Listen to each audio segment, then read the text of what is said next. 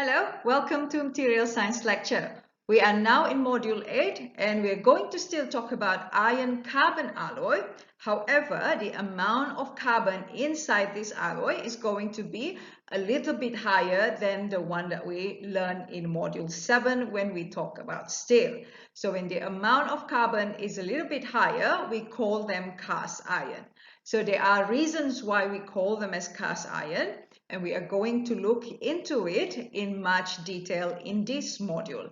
And we're going to look into how the precipitation of carbon is going to be different than steel and how it will affect the mechanical behavior of iron-carbon alloy. So let's get started. By the end of this lecture, you should be able to name the 4 cast iron types and describe their microstructure. You should be able to sketch the microstructure of these different types of cast irons, and you should be able to describe their mechanical behavior and name some of the application of these different types of cast iron. So in general, metal alloy can be classified into 2 groups, which is ferrous alloy when the host material is ferrum or iron, and the second group is non-ferrous alloy. So under ferrous alloy, it can then again be classified into 2 groups based on the amount of carbon contained inside the alloy. So if the amount of carbon is less than 2%, which with what we learned in Module 7, we classify them as steel. And if the amount of carbon inside the material, inside the ferrous alloy, is in between 2 weight percentage to 4 weight percentage of carbon, we classify them as cast iron. And under non-ferrous alloy, we have the various alloy with host materials that are from different elements, such as copper alloy, which is the host material is copper. And aluminum alloy, the host material is aluminum, and we have other type of non-ferrous alloys such as magnesium alloy, titanium alloy, and nickel alloy. Under steel, we have plain carbon steel and alloy steel. Plain carbon steel is when we only have 2 elements inside the materials. In this case, carbon and the host material, which is iron. Alloy steel is when we have other type of alloying element being mixed together with the plain carbon steel. So we will end up with a material with various alloying element inside it. And we will talk about this plain carbon steel and alloy steel in Module 9.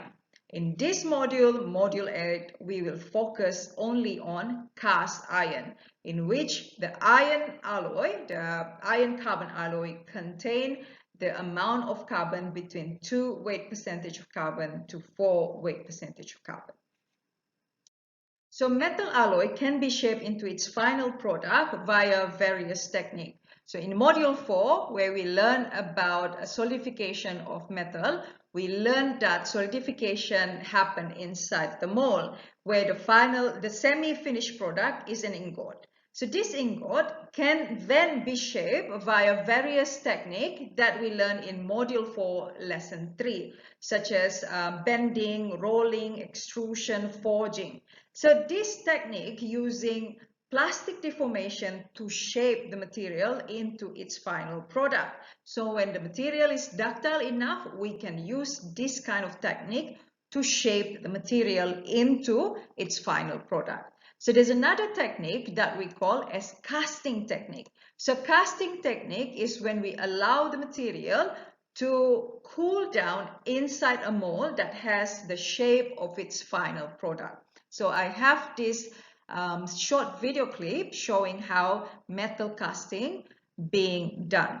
So here you can see the molten metal being poured inside a mold, and this mold has the shape of a cavity with the shape of the final product of these materials. So you can see later how the product will look like.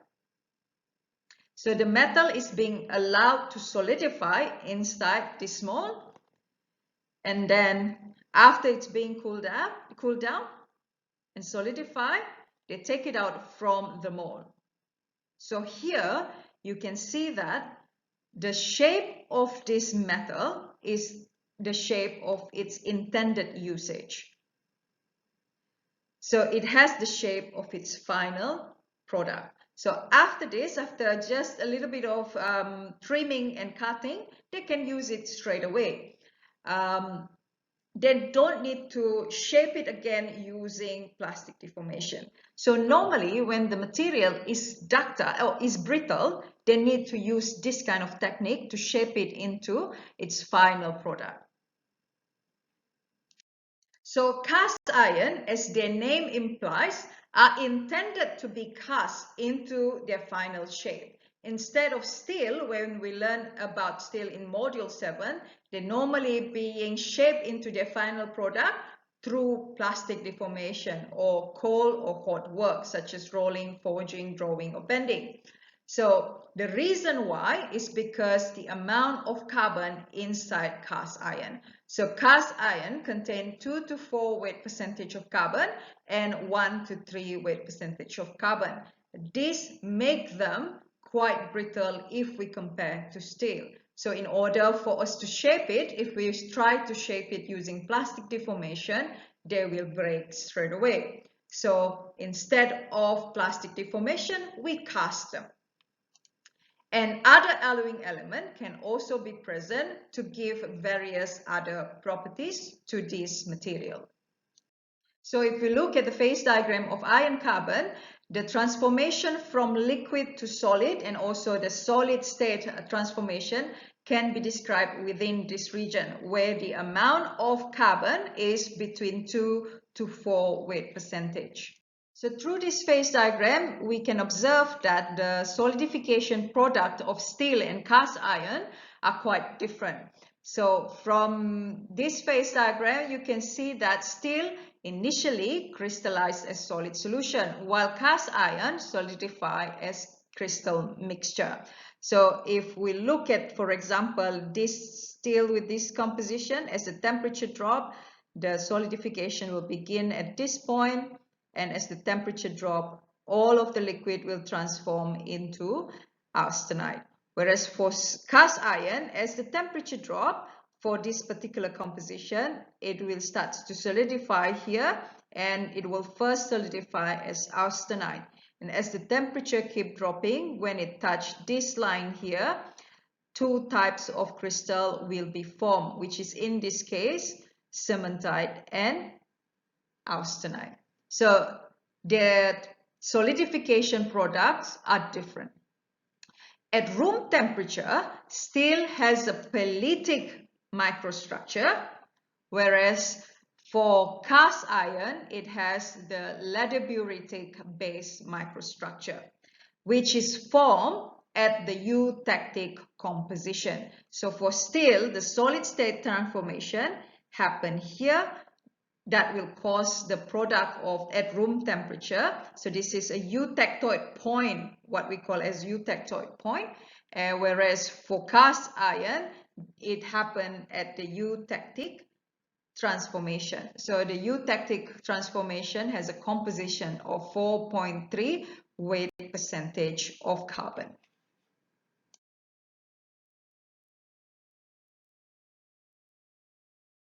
So based on the amount of carbon contained and silicon contained inside the cast iron, they can be categorized into 4 groups, which is white cast iron, gray cast iron, ductile cast iron, and malleable cast iron. They're all going to have a different microstructure formation, which in return will give them a different mechanical behavior. And in this video, I will explain all 4 of them, how the microstructure will differ from one another, and how this will affect their mechanical behavior, and also where they will be used in mechanical engineering applications.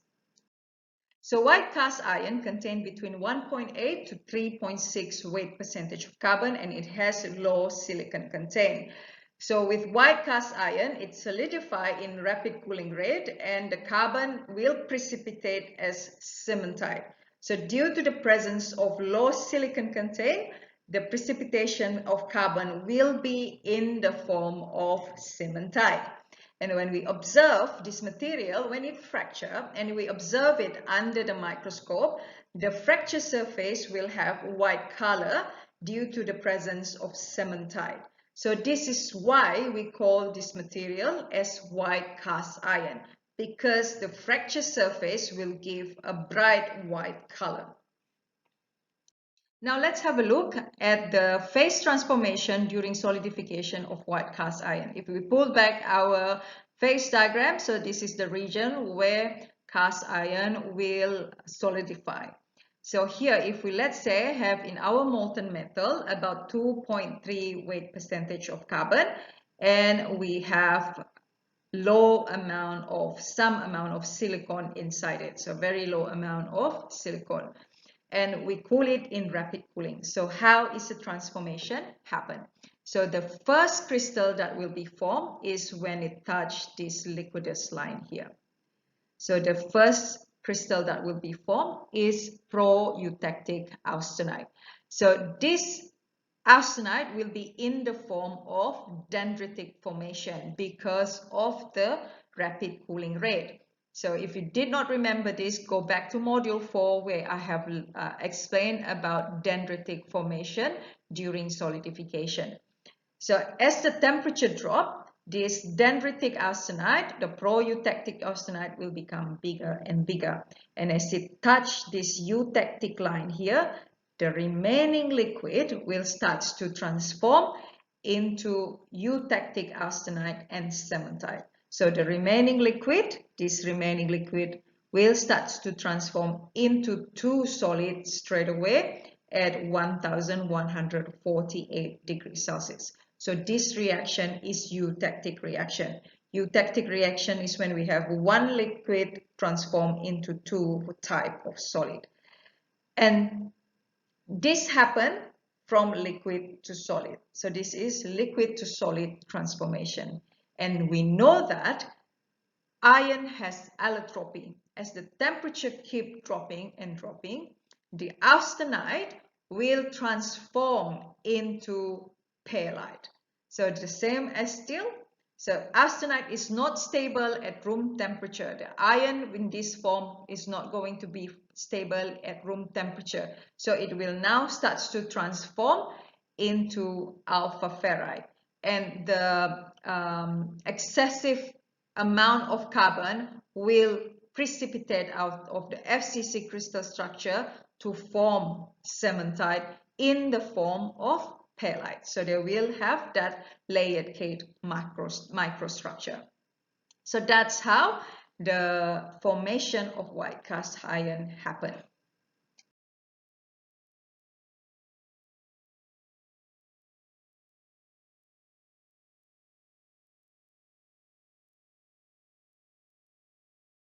So this is the microstructure of white cast iron at room temperature. So it consists a large amount of cementite in a eutectic matrix of ferrite and cementite.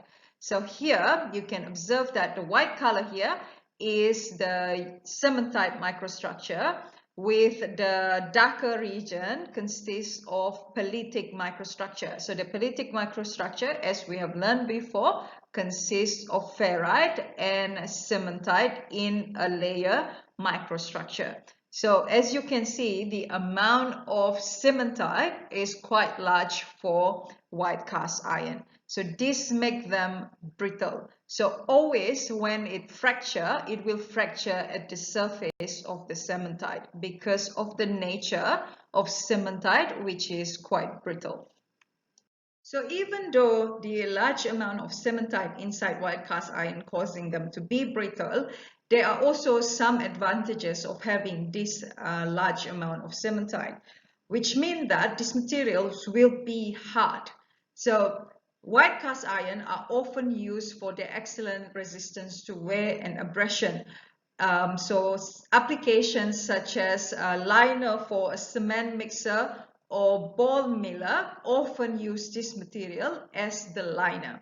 So with this kind of application, this lining material is not going to be impacted, or it is not going to be stressed where brittleness here is of a minimum concern. Instead, we want a material that is as hard as possible, that can sustain or that can resist abrasion causing by the different aggregates inside the cement while it is being mixing. So white cast iron is very excellent, has an excellent mechanical behavior to be used in this kind of applications. So in white cast iron, the low silicon content inside the molten metal allow the precipitation of carbon in the form of cementite instead. So this only happened for white cast iron. So for the other type of cast iron, which is a gray cast iron, the richer amount of carbon content and also the high amount of silicon content will allow precipitation of carbon in the form of graphite instead. So the addition of high content of silicon will stabilize carbon in the form of graphite instead of cementite. So gray cast iron contain between 2.5 to 4.0 weight percentage of carbon.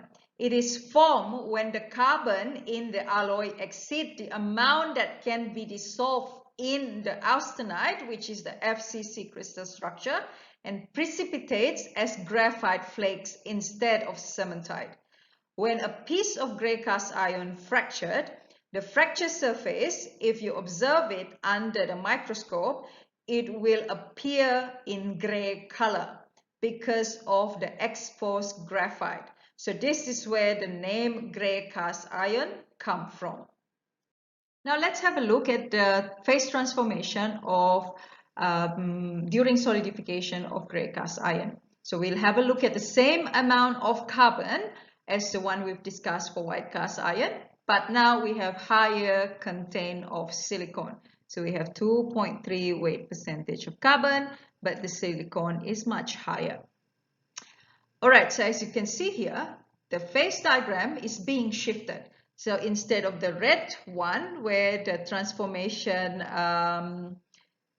of graphite, of carbon, the precipitation of carbon is in the form cementite, we now have the green color here, where the precipitation of carbon is in the form of graphite. So as the temperature drops, the molten metal will start to transform into pro-eutectic austenite as it touches the liquidus line. And this will grow bigger within this region here.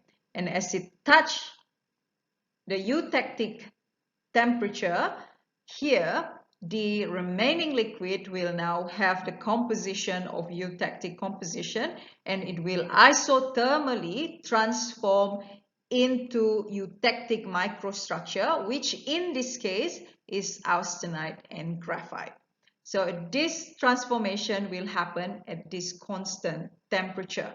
So the cooling curves will look like this. So this is where the transformation, this one happened, and then the remaining liquid will transform isothermally. So this happened at this temperature here. And as all of the liquid transform into solid, the temperature will start to drop again. And as the temperature drops, you can observe here the solubility limit of carbon inside the austenite is going to reduce. So we've learned this in previous model. So the carbon inside the austenite, I'm not talking about the graphite, I'm talking the carbon inside the austenite. So austenite consists of FCC crystal structure with carbon in the middle interstitial. So when the carbon, the temperature drops, solubility limit drop, the unit cell is going to shrink. So this carbon, the one in the austenite, is going to precipitate out as the temperature drops. So that precipitation will happen at the grain boundary of the austenite grain structure, and it will form cementite. So this precipitation is in cementite. The one that happened here at the eutectic temperature is graphite. So you will have a combination of both precipitates of carbon, which is cementite, and also graphite. So as the temperature drop and drop again to eutectoid temperature, which is 727, where the austenite is going to shift due to allotropy to alpha ferrite, the remaining austenite will transform into perlite. So perlite here consists of cementite and also alpha ferrite. So the final microstructure you will observe, you will have perlite, you will have also pro-eutectoid cementite, which is this blue grain here. So pro-eutectoid cementite, and you will also have graphite that was formed during the eutectic reaction. So you basically have three different microstructure at room temperature. So this is the microstructure of gray cast iron, and you can observe the graphite flakes that form during the solidification process from liquid to solid. At eutectic temperature, graphite will start to precipitate in the liquid. And then as the temperature drop, you can observe from what we have discussed before, pro-eutectoid cementite will start to form due to solubility limit of carbon in the austenite microstructure. So here, this white color here is the pro-eutectoid cementite. And as the temperature drop and it reaches 727 degrees Celsius, which is the shift from FCC to BCC microstructure of iron, all the austenites will transform into perlite, which is cementite and ferrite in the form of layered cake. So you can see there's a lot of perlite everywhere in the microstructure. So the microstructure of gray cast iron always going to contain graphite flakes.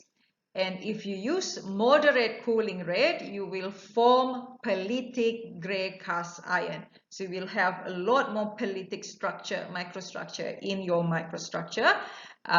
If you use slow cooling rate, you will form ferritic gray cast iron, which means that you will allow the transformation of ferritic, which is alpha ferrite, to happen, and there will be a lot more ferrite in your gray cast iron. So graphite cast iron has high strength, especially in compression, and it has high melting temperature. So graphite is a stable allotrope of carbon. So when it's in a stable form, the bonding between the atoms is much stronger. So it requires a lot more energy for you to actually disintegrate them. So also because of the presence of graphite, it has excellent wear resistance, and also another properties, mechanical properties that they possess is that they have excellent vibrational damping capacity.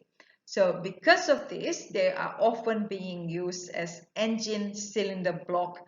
They're often made by gray cast iron. So another type of cast iron is ductile cast iron, or they have other name. They're also known as nodular cast iron. But in this lecture, I will just presented them as ductile cast iron.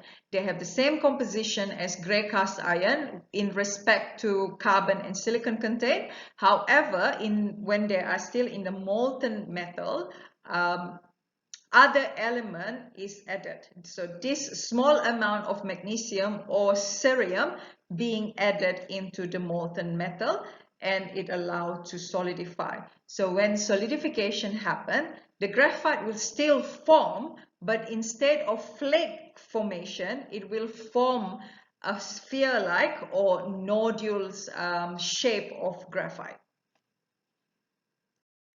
In ductile cast iron, graphite is in the form of sphere rather than flakes as in the gray cast iron. So if you solidify them in a moderate cooling rate, you will produce politic ductile cast iron such as this one. So you can see here the graphite here form a sphere-like microstructure instead of flakes, as you can see in the gray cast iron. And here, because of the moderate cooling rate, the major microstructure is perlite. So also what you can observe in this microstructure, the graphite nodules is being enveloped of free ferrite in the matrix of perlite.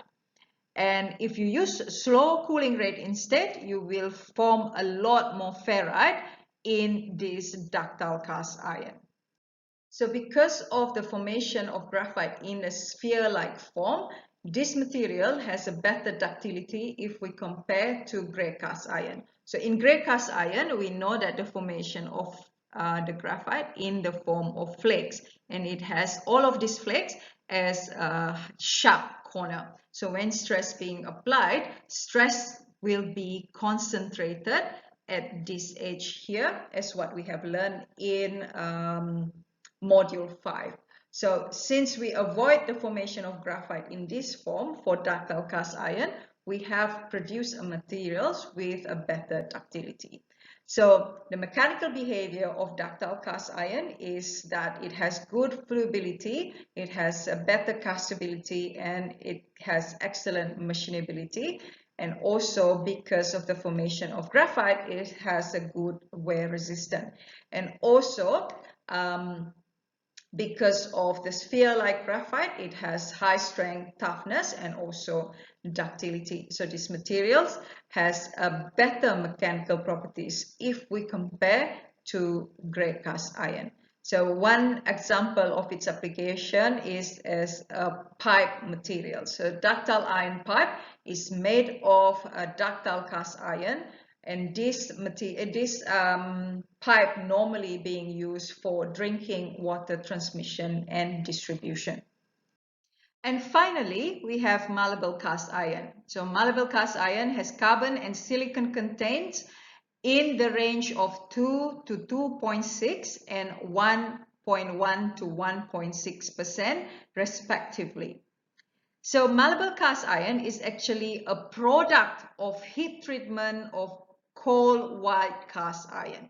So white cast iron that has been produced is being heat treated in a furnace to actually dissociate the cementite in white cast iron to form a graphite during the heat treatment process. So the graphite in malleable cast iron is in the form of irregular nodular aggregates called rosettes. So during heat treatment of white cast iron, the heat will cause the decomposition of cementite. So a lot of cementite will start to decompose straight away because it is not a stable form of carbon. So at high temperature, it will start to disintegrate. And a lot of carbon atoms that being disintegrated will bind with the other carbon atom to form a more stable form, which is graphite. So this graphite will form a structure the cluster that we call as rosette, surrounded by a ferrite or perlite microstructure. So this is the example of the microstructure of malleable cast iron. So the rosette-shaped graphite is being surrounded by perlite. Malleable cast iron can be cast easily. It has a good machinability. It also has a good strength and toughness, and also it possesses a good corrosion resistance. And the rosette-shaped graphite made the cast iron ductile. So these are some of the examples of the applications of malleable cast iron, where it is being used as a pipe fitting. So in summary, for this lesson, we have learned that cast iron contain higher carbon content if we compare to steel. So normally this type of ferrous alloy will contain between 2 to 4 weight percentage of carbon, and they also contain silicon inside the molten metal. And for cast iron, most of the carbon exists in graphite form, except for white cast iron, which the precipitation of carbon exists in cementite form. Gray cast iron, ductile cast iron, and malleable cast iron are the three most widely used cast iron, and ductile and malleable cast iron has a reasonable ductility due to the formation of graphite, which is in the formation of nodular or sphere-like, and also in a rosette formation. And lastly, we know that white cast iron is the only cast iron that retain the carbon precipitation in the cementite formation. So I have summarized all the different type of cast iron into this schematic diagram here. As you can see here, with different cooling rate, different type of cast iron can be formed. Also, you can see here, if you have an addition of magnesium or cerium inside the gray cast iron, we can form instead ductile cast iron. And also from white cast iron, if we do heat treatment for white cast iron at a temperature around 700 degrees Celsius and hold it for a certain amount of time, we can disintegrate the cementite to become graphite formation instead. So that's about it for this module. It is a very short module. I will see you again in the next lesson where we will talk about alloy steel. So we'll go back to steel again, but now instead of just steel that consists of carbon, we will look into the different effect of adding different alloying element inside steel. So I'll see you in the next lesson. Thanks for listening.